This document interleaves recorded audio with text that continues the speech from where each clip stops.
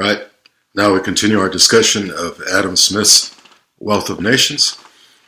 Look at slides 43 and 44, and if you look closely, the content that is on these two slides is condensed and replicated on slide 45. So let's go directly to 45, as we can see in front of us here.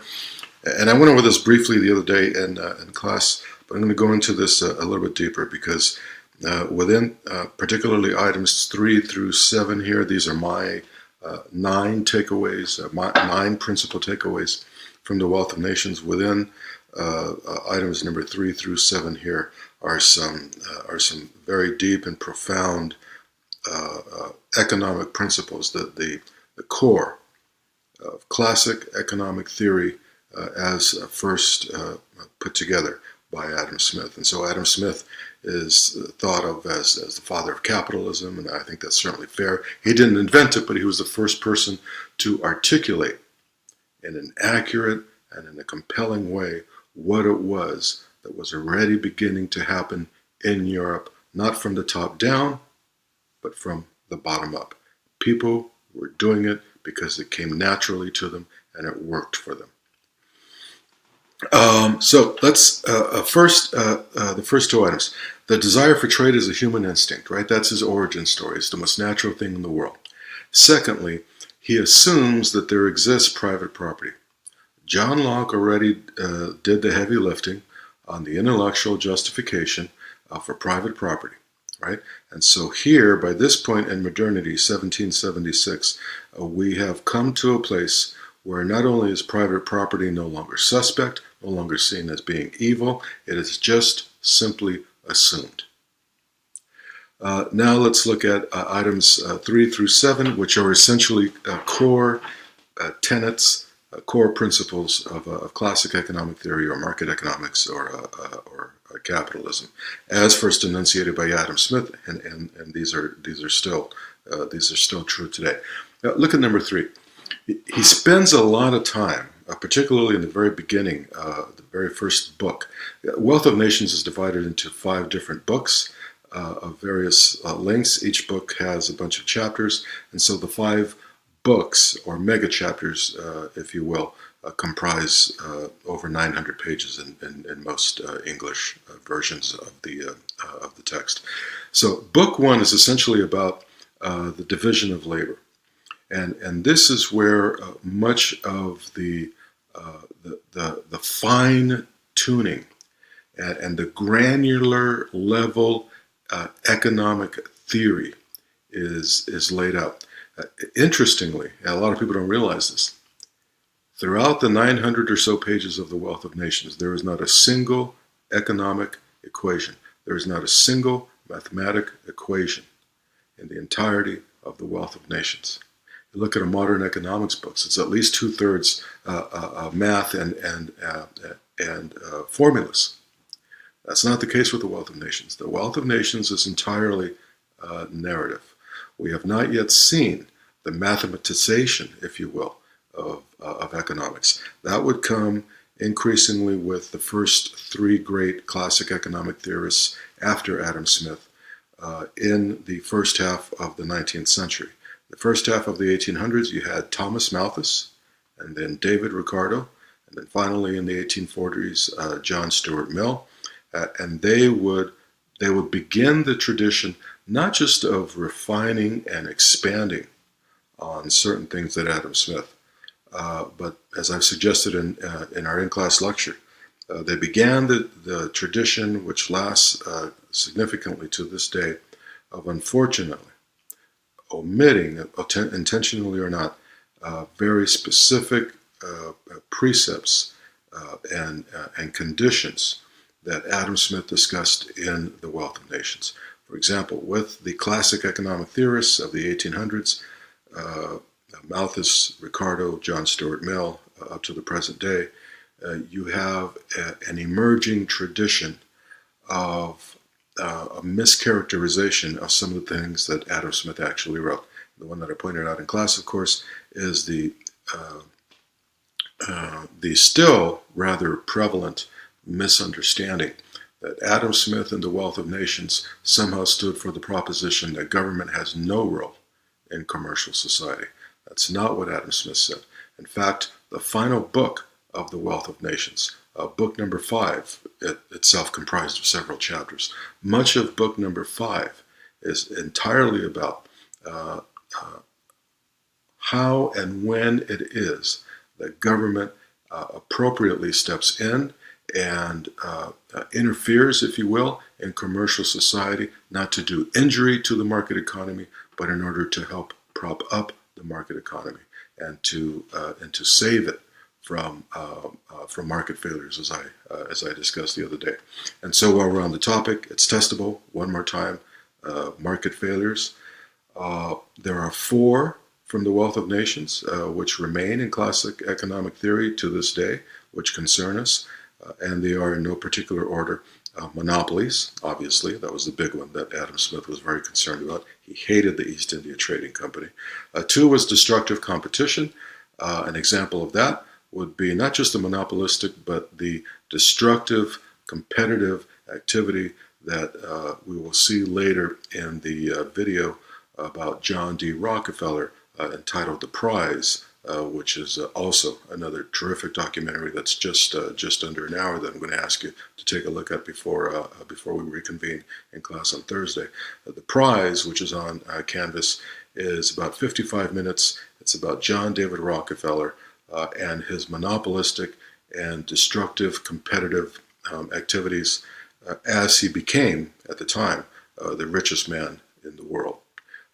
The Prize, as it turns out, is also about John D. Rockefeller's counterpart, if you will, and that is a woman who I think is whose significance to modern corporate social responsibility thinking, theory, and practice has been significantly understated. Her name is Ida Tarbell. And when we get to it, probably in our in-class lecture on Thursday, we'll make an argument that Ida Tarbell in the early 1900s really laid the intellectual foundation for modern corporate social responsibility thinking, theory, and practice. And I hope I can convince you of that by the time we get to that. So, monopoly, destructive competition, both of which John D. Rockefeller certainly characterized, as we will see in the documentary.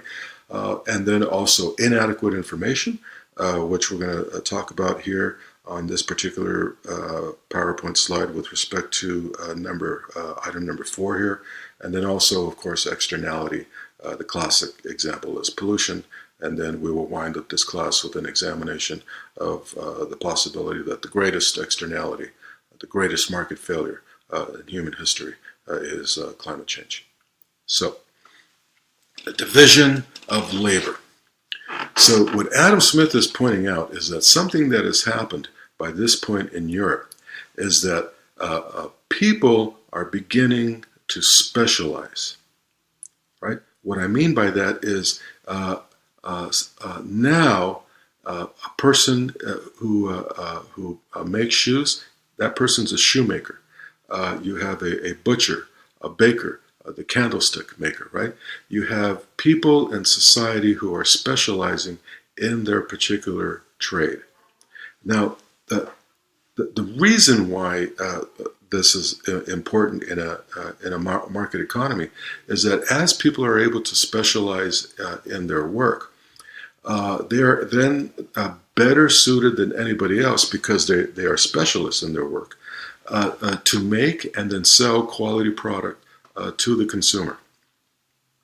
Now, in the old days, of course, there wasn't this kind of specialization, and everybody had to fend for themselves. So the person who grows crops might also have to tend the livestock, would also have to do the cooking, would also have to do the cleaning, would also have to do repairs to the home, right?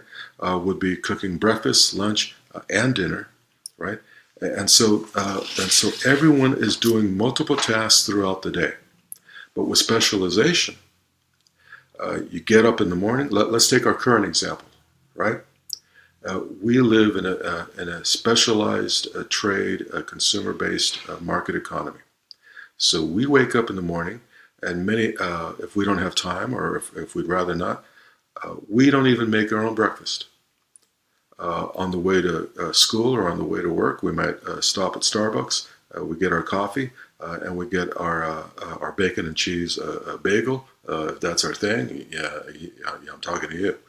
And we pay a certain amount of money for it. And then you have the barista there who's preparing your decaf latte with a half twist, right? And that is her specialty. And somewhere in the prior evening, in the dead of night, there was somebody whose specialty is making bagels, and the bagels arrived at your Starbucks at about 5 o'clock in the morning, so that it'll be ready for you to pick up.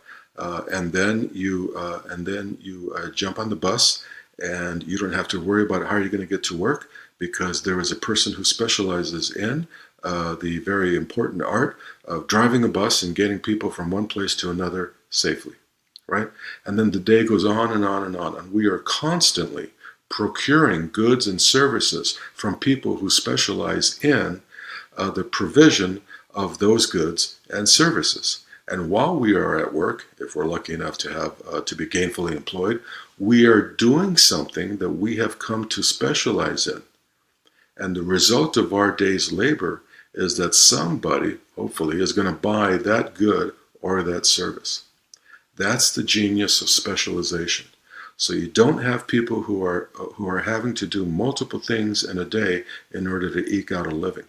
You have a mature, sophisticated market economy where different people are specializing in things that other people are willing to pay for so that they don't have to do it themselves. And Adam Smith sees this, he recognizes it, and he suggests that this is no accident, this is no incidental activity, this is important. This is the basis of a modern market economy. People are specializing. There is across society a division of labor, people doing different things, and the result of this is a society in which all kinds of different things, all kinds of different goods and services are being manufactured and provided by specialists who are able to sell them to other people who have the money to buy them. Why? Because they have jobs themselves providing goods and or services to other people who are willing and able to buy. Simple thing, right? It happens rather naturally where it's allowed to, but Adam Smith is the first one to describe this in a compelling and sensible way, and to suggest that there is a whole entire sophisticated, interconnected, complex economy which is dependent on this sudden emergent and almost a spontaneous emergence of wild specialization across an entire society. So that is my stab at describing the humongous first opening book of Wealth of Nations, which is dedicated essentially to the division of labor. One last thing about Adam Smith and the division of labor and the way that he articulates it. There's one portion in book one dealing with the division of labor, which is like 20 pages or so, and it's page after page after page of Adam Smith describing with tremendous specificity and particularity the specific individual specialized tasks that different workers have in a pin factory. That's Adam Smith's famous characterization of the pin factory, right? Like the little pin that you sew with. And so he describes this person has to roll out the metal. This person then spreads it out. Another person cuts it to various lengths. Another person sharpens one end. Another person deadens one end. Another person polishes the whole thing. Another person counts them to put them into a box. Another person is working on the box. Another person is taking away the extraneous materials. Everyone has a specialized task, and the net result is productive capacity that did not exist in Europe before, and Adam Smith is arguing is now beginning to change the world.